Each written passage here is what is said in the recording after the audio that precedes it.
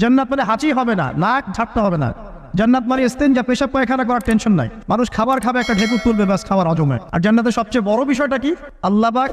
আল্লাহ পাককে আমরা এই চোখ দিয়ে দেখতে পারবো ইনশাআল্লাহ। আর তার সমকক্ষ একটা বিষয় হচ্ছে আল্লাহ পাক বলে দিবেন যে আমি তোমাদের সবার উপর সন্তুষ্ট হয়ে গেলাম, যাও কোনোদিন অসন্তুষ্ট হন। ব্যাস দ্যাটস। এখন আপনি যত কিছুই করেন এই বস্তুবাদী জীবনে, মনে একটা ভয় থেকে যাবে।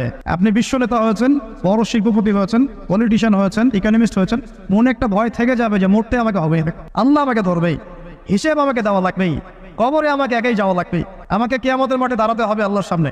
মনে একটা ভয় কাজ করে, যদিও বাইরে মানুষ দেখায় যে কোনো ভয় নাই। মানুষ বাইরে অভিনয় করে, মানুষ সমাজের মানুষের সাথে বাইরে একটা অভিনয় করে। কোনো কোনো ক্ষেত্রে আমরা নিজেরাই নিজেদের সাথে অভিনয় করি। কথা সাহিত্যিক হুমায়ুন আহমেদের নাম শুনেছেন? ইন্তেকাল করেছেন।